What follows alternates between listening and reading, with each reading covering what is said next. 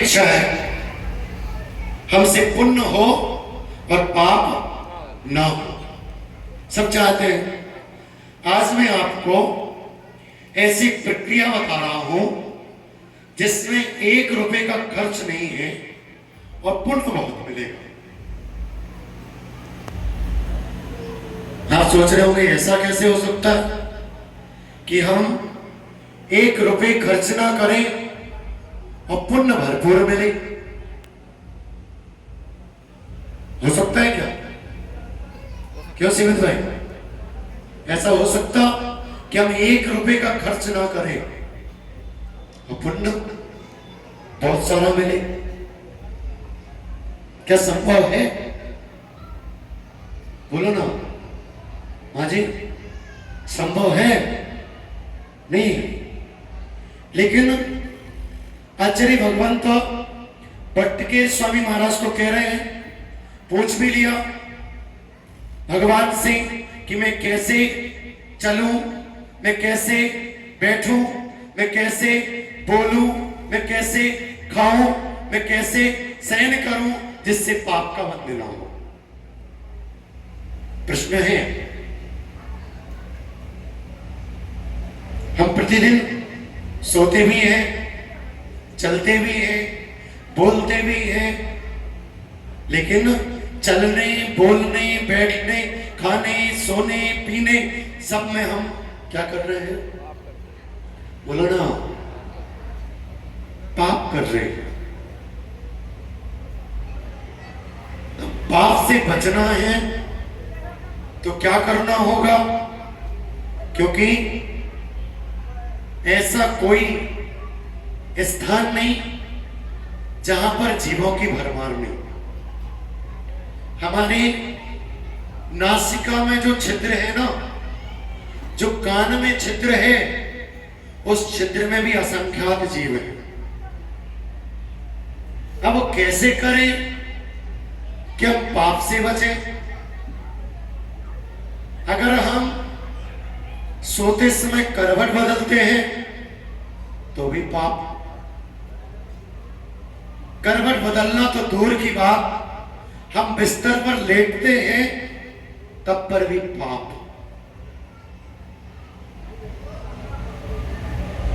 हम कैसे पाप से बचे? तो आचार्य भगवंत की बात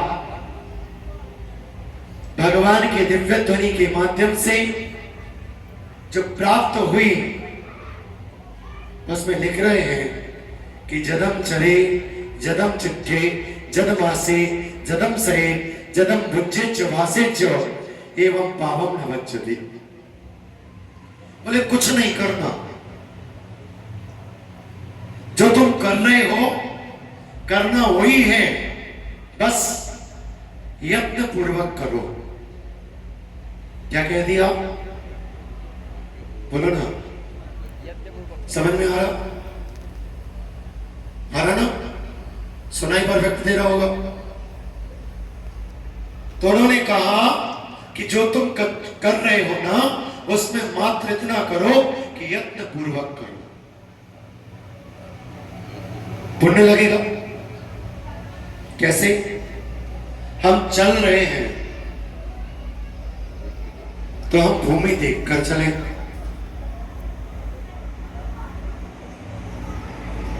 देख करके चलेंगे तो हम सजग रहेंगे, अर्थात हमारे अंदर से प्रमाद चला जाएगा। मिथ्यात्व, प्रमाद, योग, कसाय, बंध हेतुआ। अगर कर्म बंध करने में कोई सबसे बड़ा कारण है तो उसमें एक प्रमाद भी है, जिसको हम सहजता में आलस्य कह देते हैं। ये हमारा प्रमाद है कि हम चलते हैं तो देखते नहीं और हम पाप कर बैठते हैं। दूसरा, कैसे बैठूं? तो कहा जिस स्थान पर आपको बैठना है उस स्थान को विधिवत देख लो, फिर बैठ जाओ। विगत 2 दिन से हम हवन करा रहे हैं। प्रकाश भाई एक बात जरूर बोलता हूं, आसन पे बैठे थे, देख के बैठे कि नहीं? बोलता हूं कि नहीं? क्यों? क्योंकि जो आसन बिछा हुआ है, क्या पता उसके नीचे कौन सा जीव घुस गया। हम तो बड़े हैं, दिखाई में आ रहे, कुछ जीव ऐसे भी हैं जो हमारी नजरों में नहीं दिखेंगे। भाई कोई बड़ा सा जीव जाए और वो आसन थोड़ा सा ऐसा उठ जाए तो हमें समझ में आए, और छोटा जीव जाए तो हमारे बैठने से मरेगा कि नहीं? ध्यान रखना, हम लोग शिखर जी जाते हैं। कितने लोग शिखर जी गए? सभी भगवान को दर्शन कर लिए? पूरी टॉप विधिवत दर्शन हो गए? कितने बजे निकले थे? 2 बजे ना। हाथ में क्या क्या था? हाथ में लठिया बांस की, जय हो पारस हाथ की थी ना लाठी, और उसके साथ टॉर्च थी ना, टॉर्च थी, एक थैली भी थी, दर्प भी था, यही सब थे ना। और साथ में कुछ कपड़े के वो भी पहने होंगे, है ना? ये तो बता रहा हूं, ये सब करते ही अपन। अब ध्यान रखना प्रकाश भाई, प्रकाश हाथ में है, प्रकाश भी पुद्गल है, रास्ता भी पुद्गल है, टॉर्च भी पुद्गल है। हम जा रहे हैं बंदना, किस लिए टॉर्च ली? ताकि हमें रास्ता दिखे, ठीक है ना? कहीं ऐसा ना हो पैर फिसले नीचे आ गए, टपक गए तो नमो सिद्धाणम। वैसे ही वहां से बहुत सारे नमो सिद्धाणम हुए, एक और नमो सिद्धाणम, है ना? क्यों? माया विनायक जी, इसलिए टॉर्च लेके जाते है कि नहीं? अब टॉर्च ले जा रहे हो, हम रास्ता देखने के लिए टॉर्च लेके जा रहे हैं, प्रकाश कर रहे हैं, और बड़े इत्मीनान से चले जा रहे हैं। ध्यान रखना, अगर ऐसे जा रहे हो तो तुम्हें पाप का बंध हो रहा है। ध्यान रखना प्रकाश भैया, टॉर्च भी पुद्गल, रास्ता भी पुद्गल,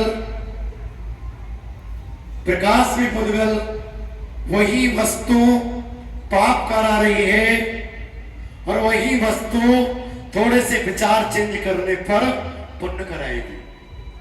और यदि हम ये सोच लें कि ये प्रभु, इस प्रकाश से हम ये देख के जाएंगे कि कोई जीव का घात हमारे द्वारा ना हो, तो ध्यान रखना वही वस्तु जो पाप करा रही थी, और वही वस्तु अब पुण्य करा रही। किसने पुण्य कराया? पैसे लगे? क्या लगा? सिर्फ भावों की परिणति लगी। हमने सिर्फ भावों में परिवर्तन तो लाए, उतने में हम थोड़े से सजग हो गए, हम सतर्क हो गए, हमारा प्रमाण थोड़ा सा परे हो गया।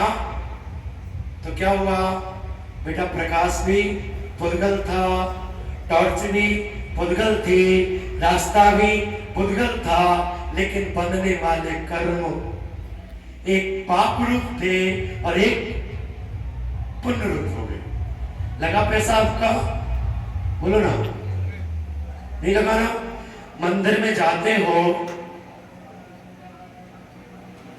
हो ना? कैसे जाते हो? चप्पल पहन के। कितने लोग जाते चप्पल पहन के? बिल्कुल बगल में घर है, फिर भी हम चप्पल पहन के मंदिर जाते हैं। कितनी बड़ी विडंबना। आजकल तो और अच्छा है, मुश्किल से एक गली पीछे घर है तो सेल्फ लगाएंगे और टुर। क्या चल रहा है ये? भैया मंदिर आओ तो एरिया समिति के साथ आओ, भूमि देख करके आओ, तुम्हें पुण्य लगेगा। और कैसा पुण्य लगेगा?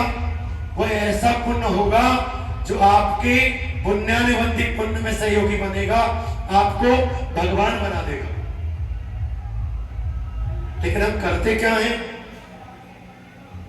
पुण्य करने तो जा रहे, लेकिन पुण्य करने की सम्यक विधि हमने नहीं जानी। इसलिए हम मंदिर जाते समय पाप कमा रहे हैं। फिर उसके बाद घंटा को बजाया, तो कैसे बजाया? गुस्से में, टन टन। पता चला कितने जीव उसकी ध्वनि से मर गए, जबकि घंटे नाद की विधि है। घंटे के नीचे खड़े हो, फिर मध्यम स्वर में 3 बार धीरे धीरे बजाओ, उसकी तरंगों को महसूस करो, उन तरंगों से अपने मन को एकाग्र करो। अक्षय भाई, जब तक मन एकाग्र नहीं होगा तब तक दर्शन का पुण्य नहीं लग सकता। पहले तो जो हम मंदिर के बाहर पैर धो रहे हैं, उस पैर धोने के साथ साथ, पैरों की गंदगी के साथ साथ मन की गंदगी भी दहलीज के बाहर निकाल दो। फिर जब अंदर गए तो थोड़ी बहुत मन की गंदगी जो बची, वो घंटे नाद से जो ध्वनि निकली, उस ध्वनि की तरंगों से अपने मन को स्थिर करो। आज तो कितने लोग ध्वनि तरंगों से रोगों का समन कर रहे हैं। असाध्य से असाध्य रोग जो ध्वनि की फ्रिक्वेंसी निकलती है ना, उसके माध्यम से बहुत सारे रोग दूर हो रहे हैं। तो कुछ नहीं है, हमारे यहाँ पहले से ही वो विद्या है, बस हमने जानी नहीं। अब उसको ध्वनि विज्ञान के माध्यम से अपने मन को क्या करो? एकाग्र करो। फिर जिस स्थान पर आपको खड़े होकर दर्शन करना है, उस स्थान का व्यवस्थित निरीक्षण कर लो, क्योंकि आपको गवासन में नमोस्तु भी करना है। देखो, पुण्य, थोड़े से पुण्य को लेने गए थे, अब तुम बहुत सारा पुण्य फ्री में ही प्राप्त कर रहे हो। इसके बाद तुमने नमोस्तु किया, अब जब तुम परिक्रमा कर रहे हो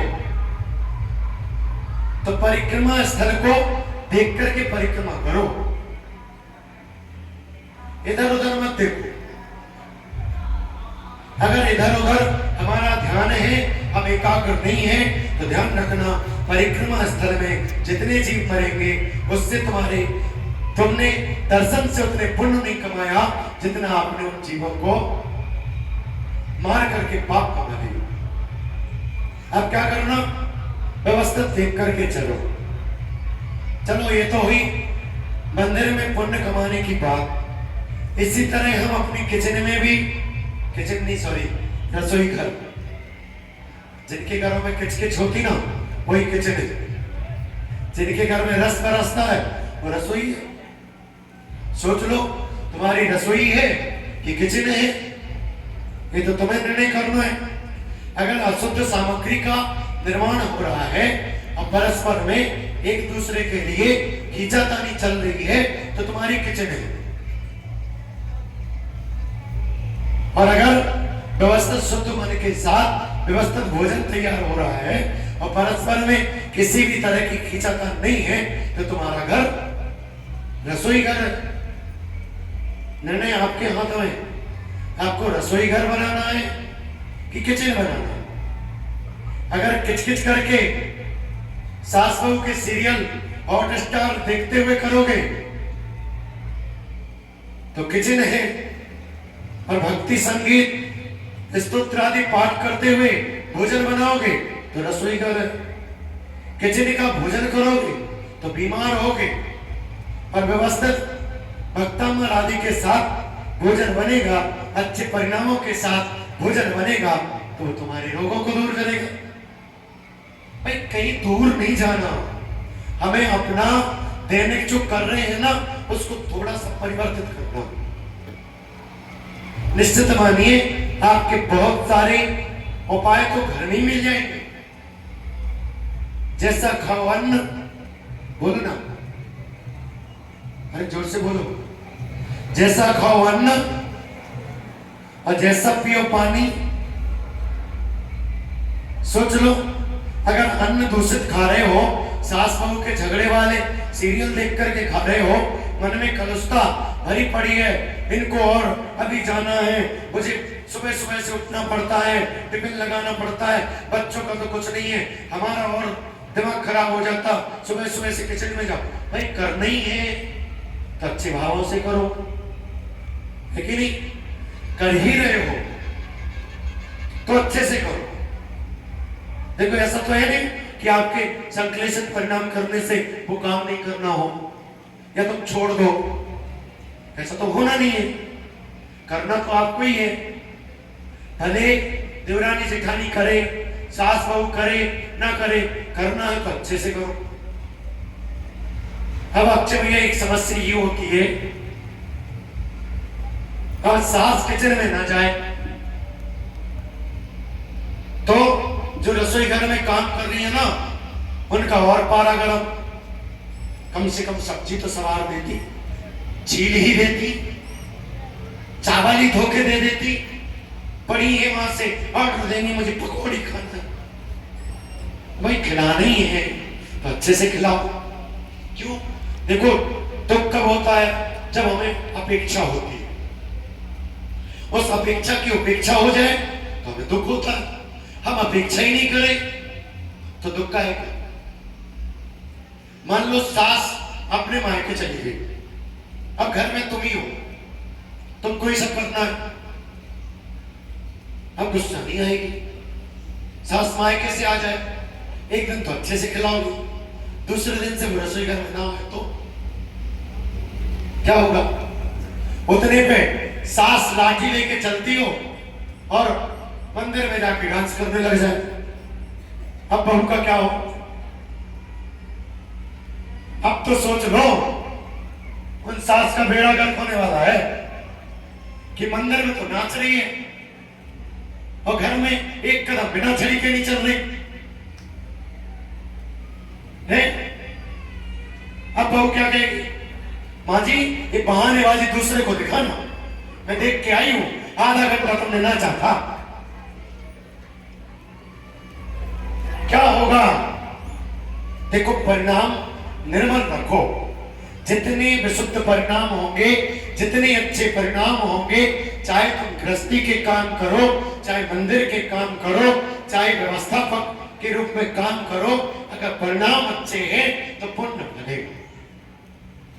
आचार्य भगवत कुंद स्वामी से कहा कि पुण्य की जड़ क्या है, तो उन्होंने सीधे से कह दिया विशो ही मूलम पुण्यम। क्या कहा? विशुद्धि ही पुण्य की जड़ है। सीमित भाई अपनी मिसेस से बोल देना, जितनी विशुद्धि से कार्य करोगे उतना पुण्य बनेगा, और जितना पुण्य बनेगा उस समय जो क्रिया कर रहे हो वो क्रिया कार्यकारी होगी, निश्चित रूप से तुम्हारे घर में सुख शांति को देने वाली होगी। अगर विशुद्धि नहीं है तुम लाख कमा के ले आना, अगर गृहिणी अच्छे से नहीं है, गृहिणी व्यवस्थित नहीं है, गृहिणी परमानेंट चिड़चिड़ कर रही है, तो तुम लाख कमा के लाना, ध्यान रखना उस घर में कभी बरकत नहीं हो सकती। लाख तुम वास्तु अच्छे कर लो, लाख तुम पूजा विधान कर लो, लेकिन अगर घर में चिड़चिड़ चिड़चिड़ मची है तो तुम्हारे घर में बरकत हो ही नहीं सकती। हमारे यहाँ एक कहावत है, जिसके घर में बत्ती सी चलती ना, उसके यहाँ लक्ष्मी नहीं रुकती। बत्ती सी समझते हो? मिश्र ऐसा देखती हूँ, आज तो बहुत चाय मांग रही है, डायबिटीज है, एक चम्मच और छोड़। अगर ऐसा चल रहा है ना तो कुछ नहीं होने वाला। तुम लाख प्रभु के भजन गागा के कर लो, मैं की संगीत की स्वर पर नाच लो, कुछ नहीं होने वाला। पहले अपने परिणाम व्यवस्थित करो। एक छोटी सी कहानी सुनाऊंगा, इसके बाद नमो सिद्धाराम करूँगा, बहुत समय हो रहा, आपको बचेगा नहीं। बोलोगे पंडित जी पता नहीं कहाँ कहाँ से लेके आ रहे हैं। वास्तव में कहीं से लेके नहीं आ रहा हूँ, जो कुछ है वो माँ जिनवाणी में ही लिखा है, उसको ही थोड़ा सा आज के अनुसार घटा के हमने बताया है। हम नियम लेके बैठते हैं कि अपनी वाणी में जिनवाणी के अलावा कुछ नहीं लेके आएंगे, ठीक है ना। फिर कहानी आपको सुना रहा हूँ, आप सब लोग इतना बड़ा कार्य कर रहे हो, कल से आप मंदिर में जाओगे, पूजन भी करोगे, अपनी दृढ़ता को बनाना है। एक उज्जैन नगर, उज्जैन नाम तो सबने सुना। उस उज्जैन नगर में बाहर बहुत सुंदर उद्यान था और उसी उद्यान में एक जिन मंदिर था, बहुत सुंदर जिन मंदिर, जो कि पहले के जितने जिनालय बनते थे उसके साथ उद्यान लगाने की एक परंपरा थी।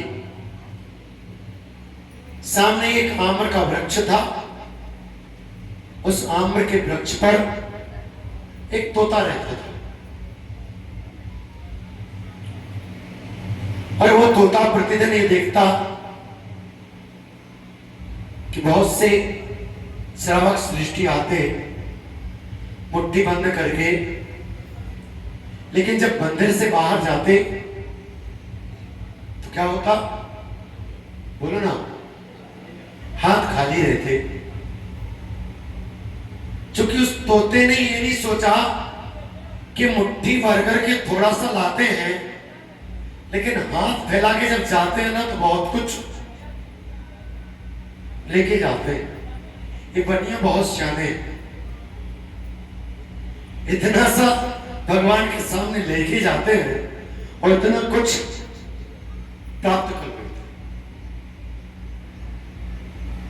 मैं छोटे से गांव में रहता था, रमगढ़ा मेरे पीछे जो लगा हुआ है, छोटा सा गांव, मेरा एक घर का घर समाज। मेरी बेटी का पहला जन्मदिन पड़ा आज से 12 साल पहले। पहले जन्मदिन पर मैंने सोचा भगवान को एक सुंदर सा आसन ले जाता हूं।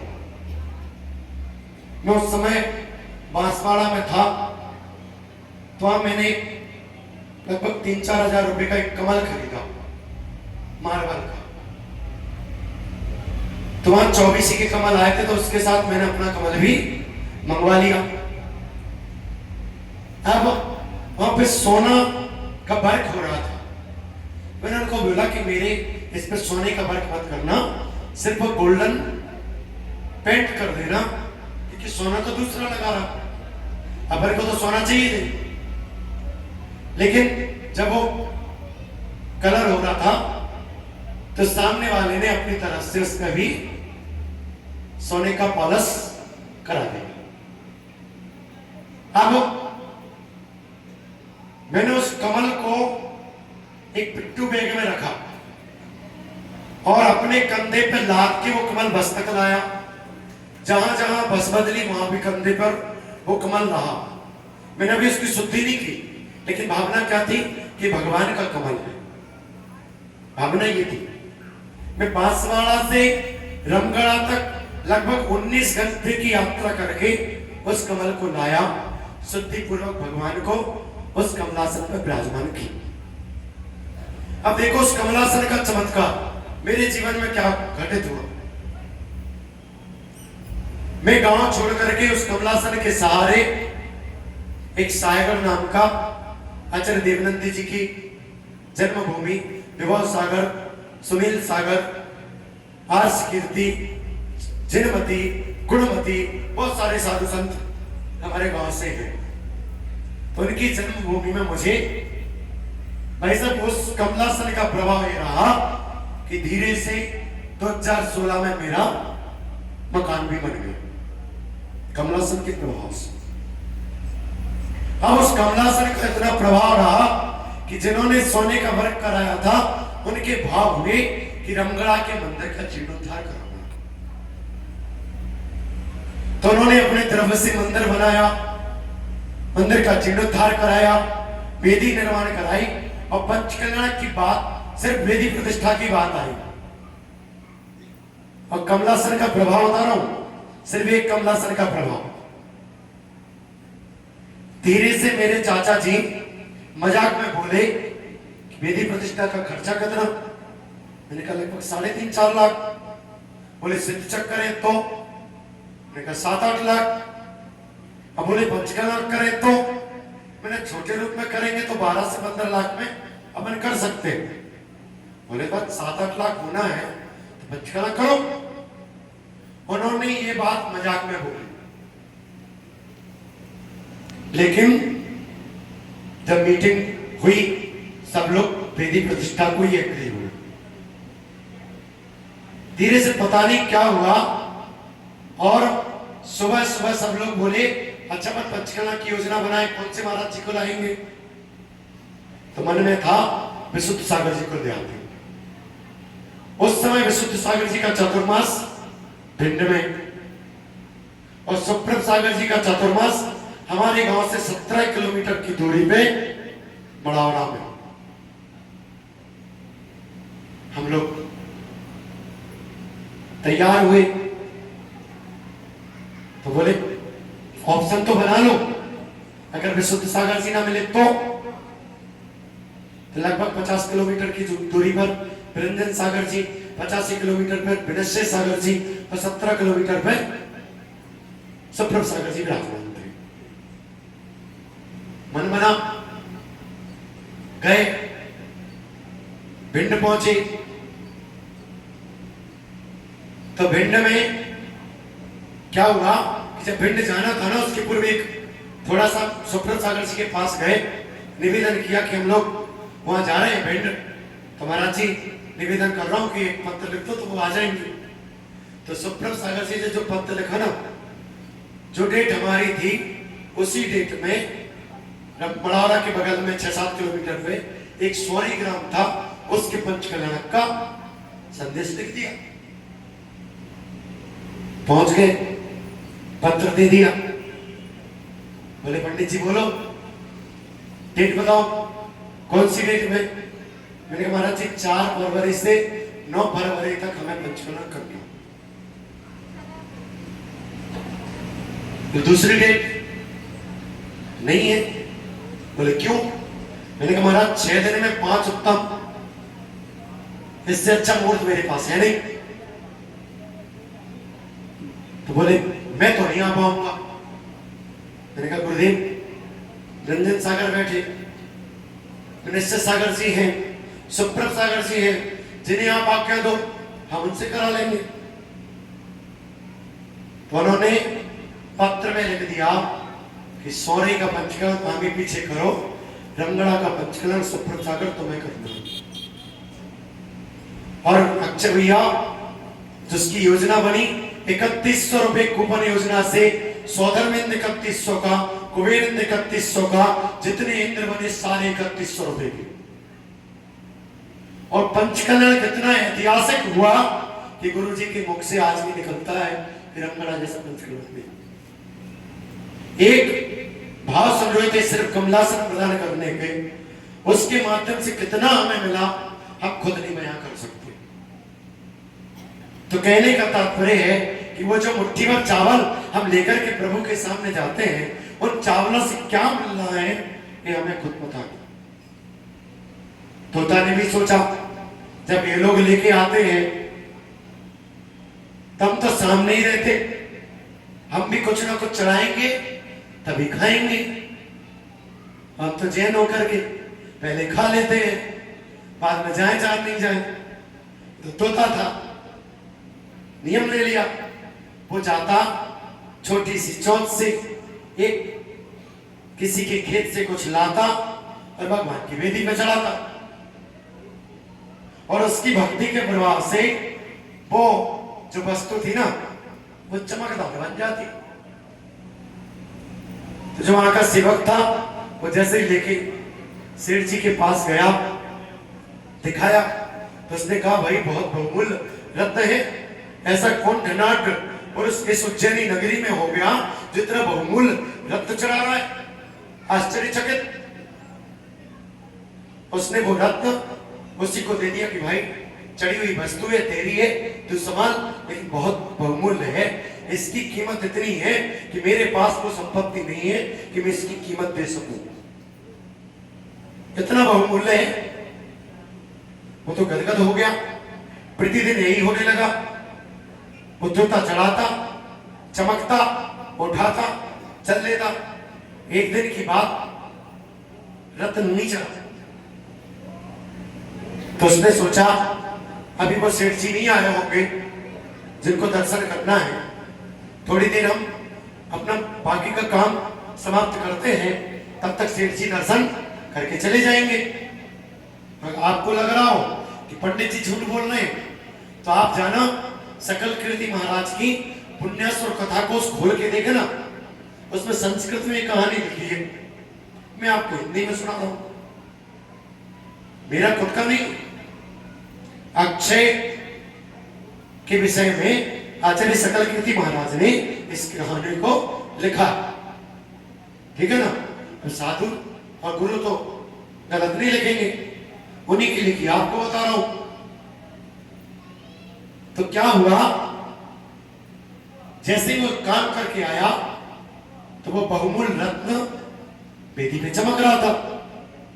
उसने उठाया, मंदिर बढ़ाया, चला गया। दूसरे दिन हुआ यूं कि सारा काम कर लिया लेकिन रत्न नहीं चमक रहा था। तो दहलीज पर बैठ गया, थोड़ी देर इंतजार और करूं, सेठ जी आएंगे, दर्शन कर जाएंगे और हम भी अपने काम से जाएं। एक टक लगा करके वेदी को देख रहा था, लेकिन हुआ ये कोई नजर नहीं आया, वस्तु चमकने लग गई। वो घबरा गया, डर के मारे भागने ही लगा। कितने में सुंदर सी आकृति का दिव्य पुरुष प्रकट होता है, जिसके मुकुट में तोते का चिन्ह था। तो कहता है भाई डरो मत, मैं कोई डरावनी वस्तु नहीं हूं, तुम जाओ, सामने जो पेड़ है उसके नीचे मरे हुए तोते को देख के आओ। वह जाता है, सामने से देखता है कि वास्तव में एक मरा हुआ तोता उस वृक्ष के नीचे पड़ा हुआ है। देख भाई, मैं वही तोता हूं जो वहां मरा पड़ा हो। उसने सोचा ऐसा कैसे? भाई आश्चर्य मत कर, ये जो बहुमूल्य तुम वस्तु हाथ में लिए है ना, ये कोई बहुमूल्य वस्तु नहीं है। ये तो मैं पास के किसान के खेत में से एक धान्य का दाना लाता था, उसको प्रभु को चढ़ाता था और पता नहीं ये प्रभु के प्रताप से कैसे चमकता था।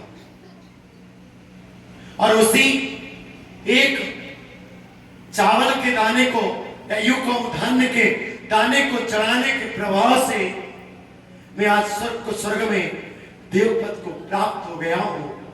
विचार करो, जब एक पंचेंद्रिय तोता त्रिंच पर्याय का जीव एक छोटा सा द्रव्य चढ़ाता है और वो जाकर के सुख स्वर्ग में देव हो जाता है, हम तो भर भर के बोरी चढ़ाते हैं, चढ़ाते हैं गट्टे के गट्टे,